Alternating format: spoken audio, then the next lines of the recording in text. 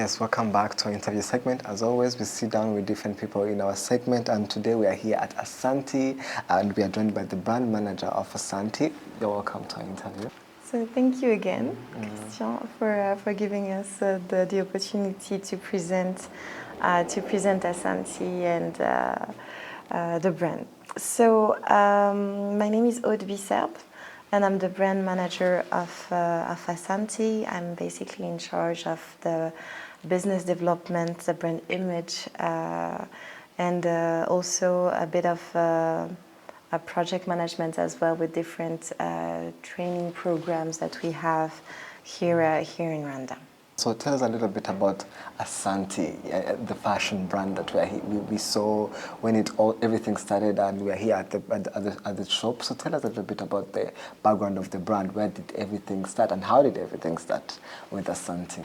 So yes, of course. So Asante is a Pan-African brand. Yes. So when we say Pan-African, it's because we work with 16 different designers coming from 12 different countries of Africa. But we are made in Rwanda, actually proudly made in Rwanda. And it started in 2019. So in 2019, Maryse Mbonyumutwa decided to come back in Rwanda to start the adventure of Pink Mango. So this is the group, actually. Pink Mango Group today employs more than 4,500 employees. And within we have more than 75% of women. So we are very women-oriented and trying to empower women in this industry. So the idea actually and the vision of Maryse came actually from different frustrations that we have, that she has. She had, let's say that it's solving slowly. The first one is that today the fashion industry represents $2.5 trillion. And only less than 1% actually comes back, in terms of value, comes back in Africa. So the first challenge and the first frustration is to say, okay, so what are we actually lacking to make sure that this value is going to come back on the continent, actually, that we are able to create that value? Yes. So the main questions are, so where are we not? And the answer is came pretty clearly when we see the infrastructure that we have, the platforms that we have, the product development team, the knowledge in certain skills that we do not have on the continent, and that we need to actually train. And this is why we're always talking about the training programs that we have. So yeah, it comes from that frustration, and then say, okay, the second one is that the continent actually is lacking jobs. We're a continent where we have a lot of youth, a lot of creativity, and we need actually industries that will create jobs to allow them to create a career and then to thrive into a different sector. The fashion industry is the perfect actually industry to create jobs in those in different fields, because fashion is about marketing, is about production, is about accounting, finance, distribution, communication. It's a very, very, very large sector. And in terms of production, you cannot actually you cannot use only machine. You actually need hands and you need humans to run it. So fashion industry came as a solution actually to create jobs as well in here. So yes, those are the kind of frustration that Maryse came up with, and then decided to create Asante as a catalyst for all those designers, this creative industry, to have the right structure, the right processes, and the quality level that we are expected to go worldwide. So this is actually, Asante is actually the first step to recognize the African knowledge and skills worldwide. Yes. So you can talk about Asante being a Pan-African brand and also having Pan-African designers. Why was that important for you guys to have? Because I think this is one of the things that I've heard for the first time to say fashion brand that really have designers from all over the place. You said you are made in Rwanda, but you have designers that create from different places. Why was that important for you guys to have such working platform? It was important to have that diversity in terms of creativity, because you cannot say that you're a Pan-African brand without actually showing that you're coming from different cultural heritage as well. So we are based in Rwanda, we produced in Rwanda. The importance was to make sure that every designers coming from Congo, coming from Angola, coming from Ethiopia, South Africa, are working in a collaborative way to express this force and this strength, of being African with their own culture. So this was a main subject, like to make sure that they work together to create a line that's a Pan-African, and where you can actually recognize certain codes, certain way, and then certain skills, certain artisanry actually from different. If you look behind me, you have caves from Faso and Fassi. We work with different materials, and actually 80% of the fabrics are coming from the continent, and the rest, when we couldn't find the right quality and the right quantities, then we source them in Europe, so basically in Italy and in England. I mean, this just came into my mind right now while we are speaking. How does the designers get recognition when there are like so many designers from all over the place? How do they get their recognition while they are designing? And then from a Pan-African point of view, like different cultures, Africa is so many countries, different cultures. How does that come together into the collections? How does it even work? While you guys are like producing the outfits we see behind us and those that are online, how do you guys work together while creating the style and the amazing fashion we see? So the main thing is that, as you understand, it's Asantee's collection. It's not a concept store where every designer just put their own design. They work together. So how does it work? Is that we have the fashion house on itself that is based in London. So we have an artistic director that is based in London, and we'll make sure to work with all those different designers together, like to have like a session and meetings with them, and then to explain where Asante is going. So what is the main target? What is the main colors, shapes that we want to have? And this is how they actually work together. They collaborate together to create Asante. So there are so many fashion brands around the world, even in Rwanda. So I want to know what makes Asante different from any other brand that we see out here. Like, what is different from any other brand, and what's your speciality, if I can say it like that?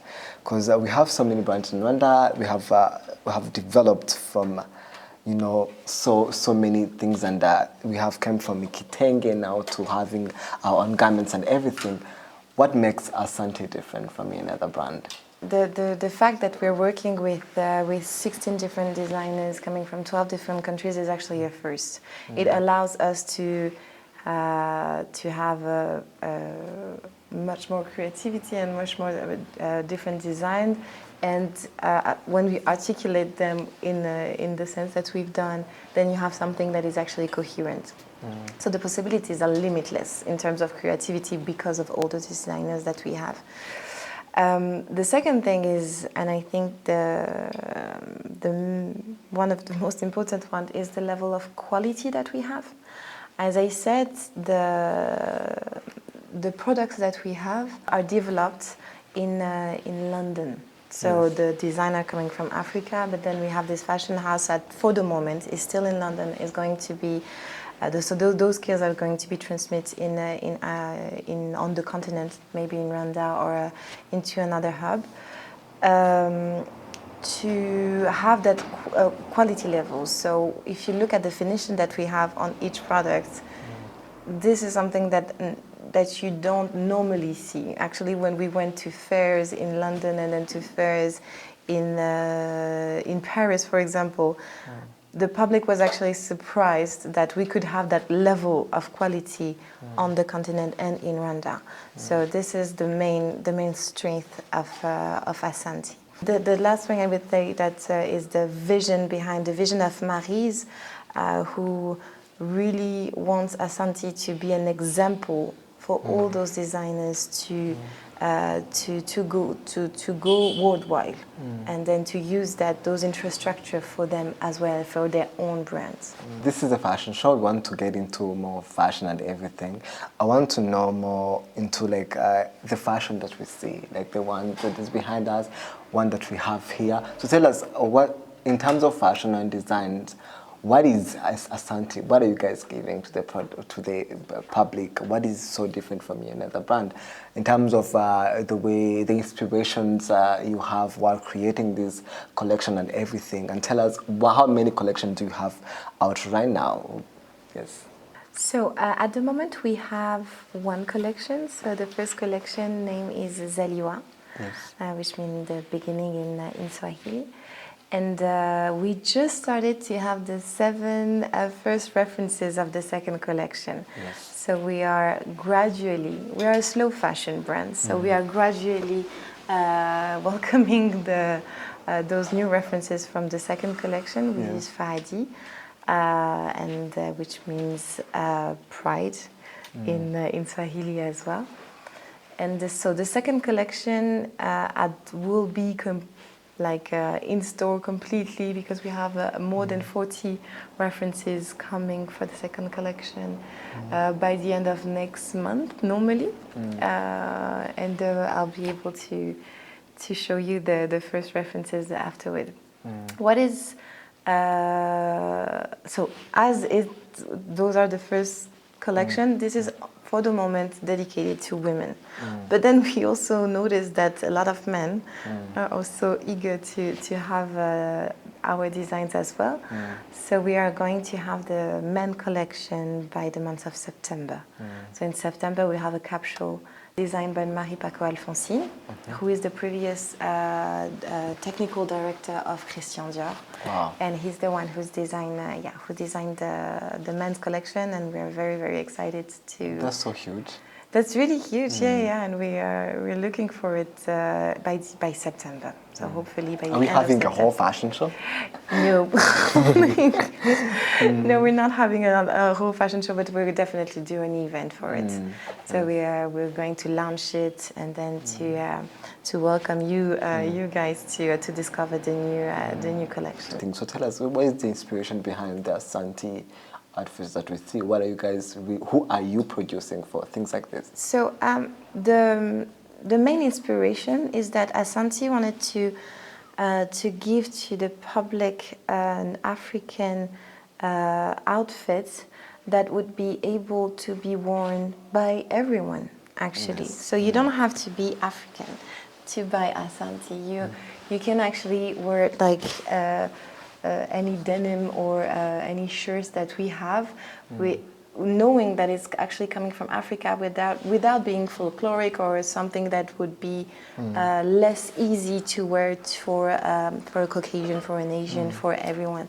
So the main inspiration, the main goal is for Asante to be accessible to a large audience. So yeah, this was the main thing. You started off as a model, and also you know much more about the fashion industry and everything. I would love to know about your perception on the African fashion industry, the growth, because we have had so many fashion brands that have been created over the years. We have fashion shows. We have Chanel showcasing their collection in Africa. What does that mean to you, and what do you think about African fashion industry's growth and development for the past years? Yeah, the growth of fashion industry in Africa was completely inevitable. As I was saying, and I will repeat it, we have the youth, we have the creativity, we have the new trends are actually coming from here. So there is no surprise when we see actually those big brands and luxury brands coming here, and then to try to understand what is happening on the continent, because we are the future consumers as well. We are the workforce, we are the communication. Everything is going to also evolve around Africa, if not directly within. So from my perception, even if you see, you mentioned Chanel in Dakar, we also have Alara right now that is in Brooklyn Museum, Yes. with different fashion brands also coming from Africa, from the continent, so from Lagos, and so the growth is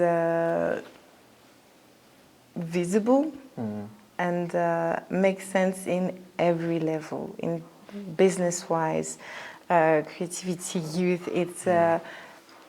It's good to see. It's actually it's rewarding to live it. So we are in an area when we can see this creativity actually growing and then rising. So yes.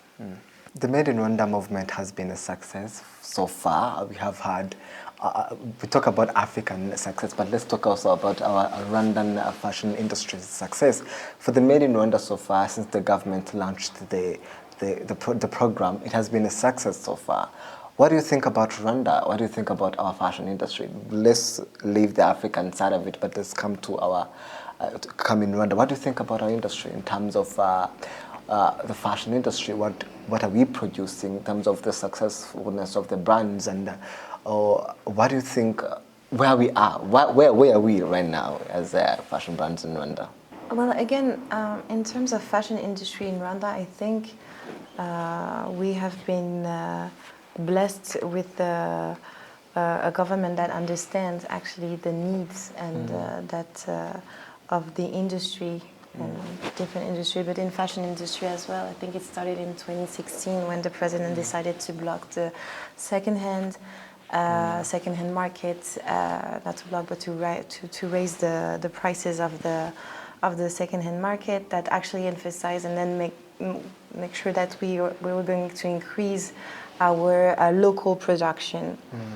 A second thing was of course the which I will always say motion as a pioneer with the youth. Actually, he used the cultural heritage into a fashion and make it like a very cultural and then very artistic way, and set up some grounds and the basements, let's say, of our fashion industry right now. And he did an amazing job. So the Made in Rwanda label, because now it's as you said, really a success. Thanks to Rwanda Development Board with the Visit Rwanda, with a lot of effort has been made from our authorities actually to create and to help our industries. So yeah, this is all I have to say about that. Talking about some designers that have made an impact in our industry and have literally set trends for other brands, what do you think should brands that are growing up, the brands that we have in Rwanda, what do you think they should do to make it to the international to the international stage? Because right now, when you talk about designers that are being recognized on an international level in Rwanda, we can name one, but we can't go like a full list. What do you think they should do to make it to the international level? As Asantee's, the way you guys are working with having Pan-African designers, with having, creating Asante in different places. What do you think what should they do to make it to the international level and be recognized? As a startup, because Asante is a startup, and we face many challenges, obviously, over the last month, because we grew actually pretty fast, and then the first challenge on my department actually was the difficulties that we had in terms of logistic. So, for example, in terms of logistic, to take your goods and your products to go to an African country, actually. So even in Ghana, even in Abidjan, even in Lagos. So every time you actually need to transport your goods, it's actually becoming a problem because of the taxes, because of the transport, and then the different legal aspect that you have in between countries. So this is the first challenge for all startups. So it's not only Asantii or small designers here, but this is the first thing, especially if you want to grow internationally. The second thing is obviously as we talked about, the infrastructures and the quantities that you can produce. Because even if you want to go internationally, but you don't have the equipment and the tools to produce, to mass produce your goods, then it doesn't make any sense actually. So I would say logistic equipment and finance actually, I think it's could be the last one, because it's something that you can always find once you have the good idea and the willingness, let's say, to grow your business. For the first time when I saw you, it was during this panel called the Timeless Thread, where the conversation was about sustainability and also recycling, things like that. I want to know, where does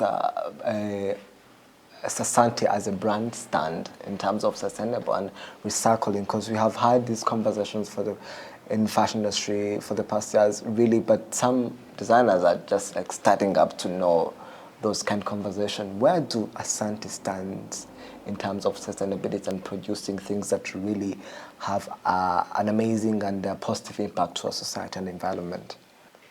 So I would say that when we talk about sustainability, we have different aspects when we talk about sustainability. If we're talking about in the production side, for example, we are definitely working with organic cotton, where we have certification from CMI, label. We're working with recycled viscose. So in terms of fabrics, we actually pay attention to the suppliers that we're working with. As I said, 80% are coming of our suppliers are from Africa. So we actually go and meet them, and then we secure the source, the raw materials that we use. So this is the first part in terms of production on itself. If the dyeing process, everything that you have around production is meticulously controlled. Then you have another part is CSR program. So what are we doing and how we're working with our employees to make sure that this is a sustainable business. So we're not here to create a company that is going to fail in 2 years. When you talk about sustainability, I hope that Asante will last for at least 50 years. So, and this is actually the culture of enterprise that you install at the very beginning. Maryse decided actually to implement the CSR policies directly in her business model, which means that, for example, all the actions that we put in place at Ping Pongo or even Asante is not something that we do to please people in sense that it has to make sense economically as well, through an economic perspective. So when we talk about an infirmary, when we talk about a daycare, so those are the programs that we have in our CSR policies through a department named Pinkobunu. Yes. So Pinkobunu distribute, because we work with 75% of women, we distribute sanitary pads, free meal every day for our workers. We have a bank, alimentary bank for our workers as well. We have a daycare. So all those actions are incorporated in Pinkobunu as well. So this is so you have the production, you have the production in terms of sourcing, you have the way we work with our employees, and then we also have our consumers. So the consumers that we have and the one that we're targeting, we are targeting as well clients that we are a bit aware of the impact that they will have on the planet, and then the environment that they are surrounded with. So it actually feels like when you talk about sustainability, it's such large specs that you have to consider everywhere. And Asante is answering very organically, actually, to all of these aspects of sustainability. So I want to know what's next for Asante. You know, what should people that are watching get ready for? Are you having? Because you talked about the men's collection. So what's next in terms of collections, in terms of you know, the things that are coming up? Tell us a little bit. What's next for Asante? What are you guys preparing for us? What are we preparing for you guys?